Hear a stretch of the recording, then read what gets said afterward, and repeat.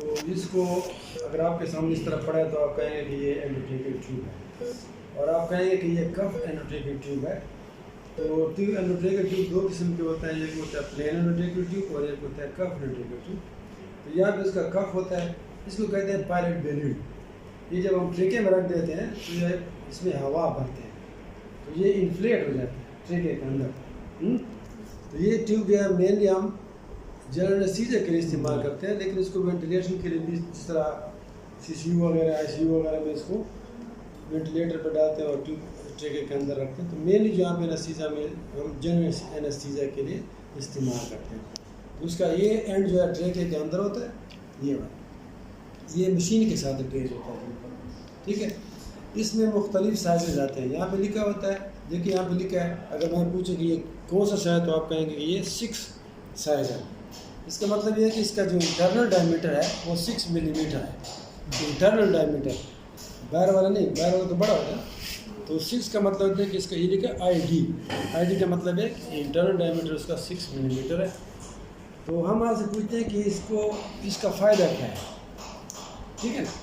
तो मेन फ़ायदा जो मैंने बता दिया, वेंटिलेशन या general anaesthesia. Number 2, it prevents aspiration of the stomach contents, और ट्रांसलेक्टिंग वगैरह ब्लीडिंग होती है, सिक्रीशन होती है, तो ये ट्रेके में नहीं जाता है। ये 2 मेन फंक्शन है। तीसरा जो इसका ये पोल्यूशन को प्रिवेंट करता है, ठीक है। ये ट्रेके को बंद करता है। तो ये इसका फ़ायदा ये है कि आप ट्रेके में रखते हैं, काफ़ी इन्फ्लेट करते हैं तो ट्रेके में कोई चीज़ अंदर नहीं जाती है और न बाहर से कोई चीज़ बाहर जाती है, ठीक है। ये हो गया एंडोट्रेकियल ट्यूब। इसके मुख्तलिफ साइज़ होते हैं। तो इससे बड़ा होगा 6.5, फिर 7, इस तरीके छोटे इसका होगा 5.5, 5 वगैरह। वो हम देखते हैं कि बड़ा एडल्ट मैक से हम 7 से लेकर 8.5, 9 तक इस्तेमाल करते हैं, ठीक। ये प्लास्टिक ट्यूब है एंडोट्रेकियल ट्यूब। बच्चों में हम 2 भी इस्तेमाल करते हैं, 2.5, 3, 3.5, 4, इस तरह हम देखते हैं कि कितना बच्चा है, उसके मुताबिक फिर आप इसको ट्रेके देखते हो ना, लेरिंगोस्कोप से आपको अंदाज़ा हो जाता है कि इसमें कौन सा साइज ट्यूब डालना चाहिए। ये हो गया एंडोट्रेकियल ट्यूब।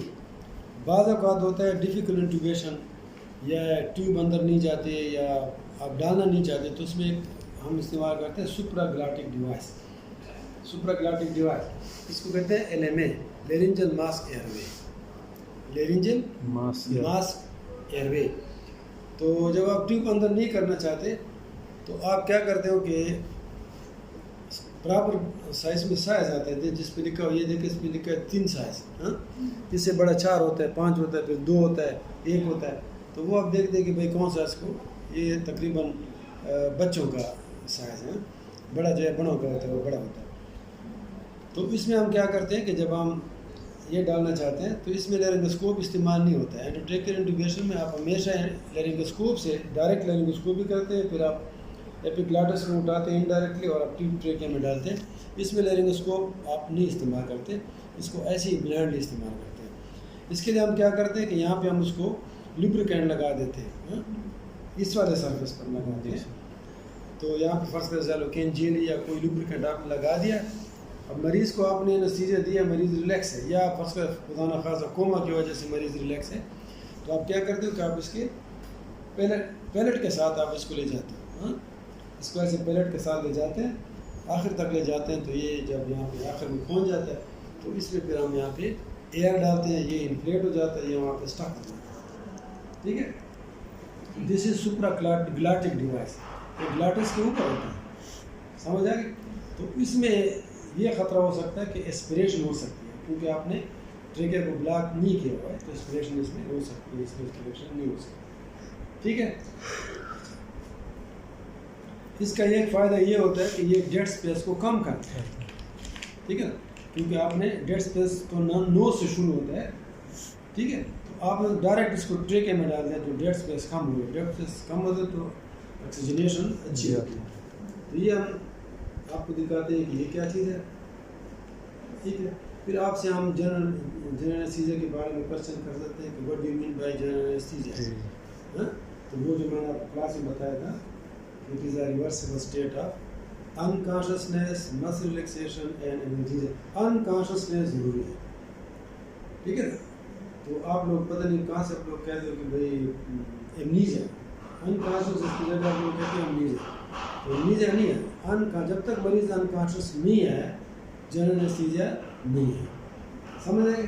तो जनरल एनेस्थीसिया के लिए जो इम्पॉर्टेंट चीज़ है, ज़रूरी चीज़ है, वो अनकॉन्शियसनेस, उसके बाद मसल रिलैक्सेशन और एनर्जी से, ठीक है। फिर हम आपको पूछ सकते हैं कि क्या कॉम्प्लिकेशन हो सकते हैं जनरल एनेस्थीसिया की, इंडिकेशन वगैरह सारे उसके जो आप पढ़ते रहते हैं।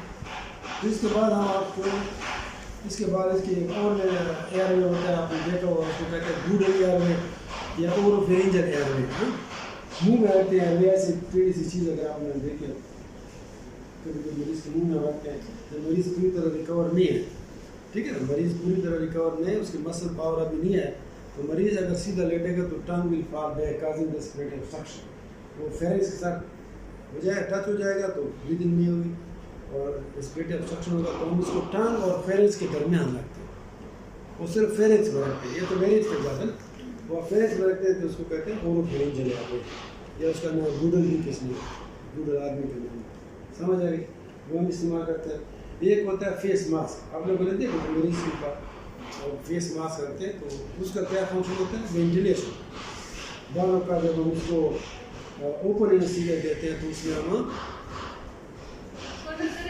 क्या चीज़, हाँ तो इसमें फिर हम अगर हम इसको ओपन एनेस्थीसिया देना चाहते हैं, मास्क एनेस्थीसिया देते हैं, मास्क को हम इस्तेमाल कर सकते हैं। वहाँ पे आप फोरेन वगैरह ऑक्सीजन फोरेन वगैरह मशीन से खोल के मरीज खुद ब्रीदिंग में, तो जब आप ट्यूब डालते हो उस एनेस्थीसिया में और जब आप मास्क रखते हो उस एनेस्थीसिया में फ़र्क है। वो जो है स्पॉन्टेनियस ब्रीदिंग करता है, इसके साथ जब मास्क आपने उसको रखा है तो मरीज़ खुद सांस लेते हैं, that is called spontaneous breathing, ठीक है ना। जबकि ट्यूब आप अंदर रख देते हो तो उसके साथ आप मसल रिलैक्सेशन इस्तेमाल करते हो, that is called IPPV, intermittent positive pressure ventilation. जो आप देखते हैं कि मरीज में आप ट्यूब अंदर डालते हैं तो हम ब्रेक दबाते हैं यस, या वेंटिलेटर पे डालते हैं, ट्यूब के साथ वेंटिलेटर होता है, वेंटिलेटर पे फिक्स करके टाइडल वॉल्यूम रेट वगैरह फिक्स करके तो वेंटिलेटर पर इंटरमीडिएटली उसको ब्रीदिंग देते हैं। तो उसमें फ़र्क है, वो स्पॉन्टेनियस ब्रीदिंग होती है, मरीज़ खुद सांस लेता है, और इसमें जो है हम उसको रिलैक्स करते हैं, पैरालाइज करते हैं मरीज़ को मसल रिलैक्सेशन के थ्रू, और तो that is called intermittent positive pressure ventilation, IPPV, ठीक। ये और बाकी तो मशीन है एनेस्थीसिया वाला, जब आप देखते हैं मशीन, एक होता है लेरिंगोस्कोप जिस आप रोज़ इस्तेमाल करते हो, डायरेक्ट लेरिंगोस्कोपी के लिए हम लेरिंगोस्कोप इस्तेमाल करते हैं, उसका हैंडल होता है और ब्लेड होता है, तो उसको फिर आप उस जब मरीज रिलैक्स हो जाए तो फिर आप उस लेरिंगोस्कोपी करते हैं और फिर ट्यूब अंदर डालते हैं। फिर हम जब रीजनल एनेस्थीसिया इस्तेमाल करते हैं तो स्पाइनल या एपिड्यूरल एनेस्थीसिया इस्तेमाल करते हैं, ठीक है ना, ये स्पाइनल या एपिड्यूरल एनेस्थीसिया इस्तेमाल करते हैं। देखो ना, ये जो नीडल है इसको कहते हैं स्पाइनल नीडल या लंबर पंक्चर नीडल, ठीक। अब ये जो है 25 साइज नीडल है, इतना पतला सा, ठीक है ना, ये है 25 साइज नीडल, ये है। इसके जब हम स्पाइनल एनेस्थीसिया देते हैं तो हम जो है जहाँ लंबर एरिया में, सिर्फ spinal anaesthesia is given only in the lumbar area, ठीक है ना। सेकंड लंबर वर्टिब्रा से नीचे आप उसको लगाएंगे जहाँ पे स्पाइनल कॉर्ड एंड करता है, spinal cord end at the upper border of the second lumbar vertebra. तो आपने lumbar spinal anaesthesia second lumbar vertebra से नीचे लगाना, स्पाइनल कॉर्ड को इंजन न करें, ठीक है। और इसके चूँकि हम ड्यूरामीटर और एक रेकनॉइड दोनों को पंक्चर करते हैं, जब आप ये निकालते हैं स्टेलेट तो वहाँ से CSF आता है तो कंफर्म हो जाता है कि ये सब रेकनॉइड स्पेस में है, तो इसलिए हम इसको बारीक नीडल इस्तेमाल करते हैं, बारीक 25 साइज का इस्तेमाल करते हैं ताकि वहाँ से CSF का कम से कम लीक हो, ठीक। जबकि ये वाला जो नीडल है ये एपिड्यूरल एनेस्थीसिया के लिए इस्तेमाल होता है, this is called 2E needle, 2E needle है, 2TOUGHY 2E नीडल। अब इसमें देखिए कितना बड़े साइज़ का 2E नीडल है, 20 साइज़ का ये कितना होता है, ठीक है। क्योंकि ये आपने ड्यूरा को पंक्चर नहीं करना है, समझ आ गए। यस, इसके ज़रिए आपने एपिड्यूरल स्पेस में दवाई डालनी है, लोकल एनेस्थीसिया ड्रग इंजेक्ट करना है। तो चूँकि आप ड्यूरा को और उसके साथ रेकनॉइड तकरीबन अटैच होता है, उसको पंक्चर नहीं करते, CSF लीक का ख़तरा नहीं होता है, इसलिए आप उसको बड़े साइज़ का इस्तेमाल करें, ठीक है। और दूसरी बात यह है कि जो मैंने कहा कि ये ये वाला एनेस्थीसिया आप लंबर एरिया में इस्तेमाल कर सकते हैं, सेकंड लंबर वर्टिब्रा से नीचे। ये किसी जगह पर भी ये एपिड्यूरल इस्तेमाल हो सकता है, यहाँ से लेकर सर्वाइकल एरिया से लेकर कार्डल तक कहीं भी आप, क्योंकि वो सारा मिला है एपिड्यूरल। तो ये 3 नीडल है, आप कहें कि ये एपिड्यूरल एनेस्थीसिया के लिए इस्तेमाल होता है। फिर हम आपसे पूछ सकते हैं कि भाई स्पाइनल और एपिड्यूरल में क्या फ़र्क है। फिर आपसे ये भी हम पूछते हैं कि भाई इसमें तो चलो CSF आ जाता है, ये कैसे कंफर्म करोगे कि ये एपिड्यूरल स्पेस में, हाँ? तो उसको कहते हैं loss of resistance test. Loss of resistance test, इसमें एक ख़ास नीडल आती है, लो रेजिस्टेंस, इसमें कोई रेजिस्टेंस नहीं होती है, यहाँ सिरिंज की तरह नहीं है। ये सिरिंज है, ठीक है। ये आप जब थोड़ा सा कट देते हैं स्किन, क्योंकि ये तो बहुत मोटा है ना, इसके साथ थोड़ा सा ब्लेड भी आता है छोटा सा, उसको कट दे के पहले लोकल एनेस्थीसिया लगाते हैं स्किन में, थोड़ा कट दे, फिर ये अंदर जाता है। तो ये आप जब थोड़ा अंदर जाते हैं, ये उसके साथ इसमें एयर भरते हैं ऐसे, ठीक है। कोई एयर भरता है, कोई सलाइन भरता है, आप उसके साथ ऐसे अटैच करते हैं, ठीक है। तो ये इसको आप अंदर ले जाते हैं और साथ साथ ये प्लंजर आप दबाते हैं ऐसे, हाँ, ठीक है। तो जब तक ये स्किन में, सबक्यूटेनियस टिश्यू में, लिगामेंट्स में जाते हैं, वहाँ पे आपको रेजिस्टेंस फील होती है। तो ये प्लंजर जो है पीछे की तरफ आता है, आप उसको दबाते हो, रेजिस्टेंस होते हैं पीछे की तरफ आता। जो ही ये लिगामेंटम फ्लेम वगैरह को क्रॉस करता है, एपिड्यूरल स्पेस में पहुंचता है, there is immediately loss of resistance, फॉरन ऐसे नीचे। दिस इज द स्पेस, इससे आगे नहीं बढ़ना है, थोड़ा सा भी आगे जाओगे तो वो पंचर कर लेगा, ठीक है। तो ये उसका टेस्ट है, जो कहते हैं लॉस ऑफ रेजिस्टेंस टेस्ट। इसमें जब आप स्प्रेड करते हैं, ना इसमें CSF आएगा ना ब्लड आएगा, तो फिर आप उसमें लोकल एनेस्थीसिया ड्रग इंजेक्ट करें, ठीक है। फिर हम आपसे पूछते हैं कि भाई ये इसके क्या फ़ायदा और इसका क्या फ़ायदा। तो ये जो है, ये तो चीप है, यानी सस्ता है, सस्ता तरीका है।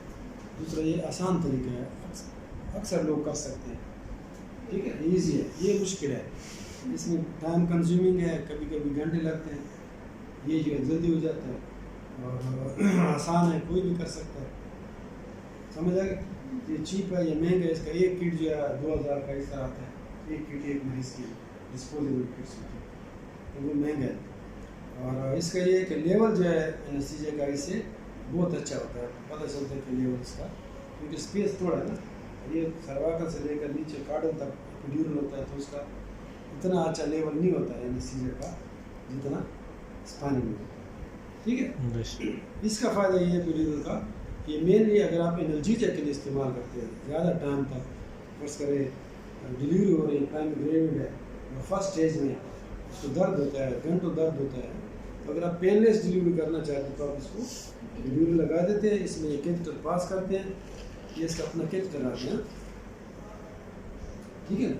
इसमें से एक कैथेटर पास करते हैं, इसमें से ये उधर लगाते हैं, जब स्पेस में पहुंच जाते हैं तो ये उसके अंदर ऐसा डालते हैं, ठीक है। फिर ये नीडल बाहर निकालते हैं और कैथेटर को उधर फिक्स करते हैं स्किन के साथ। ये कैथेटर इधर पड़ा होता है और यहाँ पे फिर आप जब भी ज़रूरत होती है आप दोबारा इसको रिपीट करते हैं, जब भी इफेक्ट ख़त्म होता है आप दोबारा टॉप ऑफ डोज कहते हैं।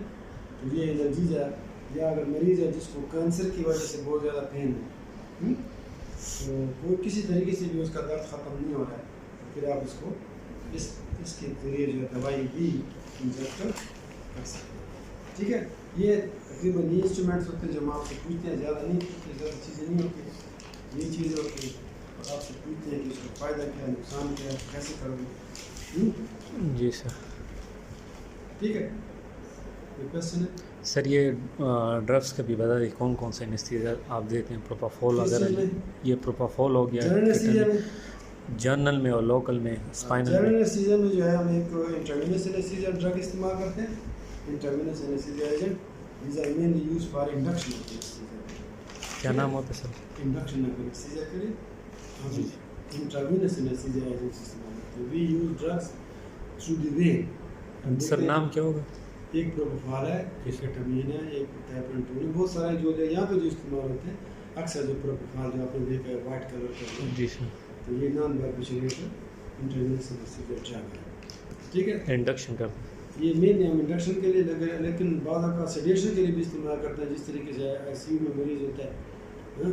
और वो वेंटिलेटर पे है तो उसको प्रोपोफॉल चैम्बर से देते हैं थोड़ा थोड़ा, तो मरीज सेटिएट रहते हैं।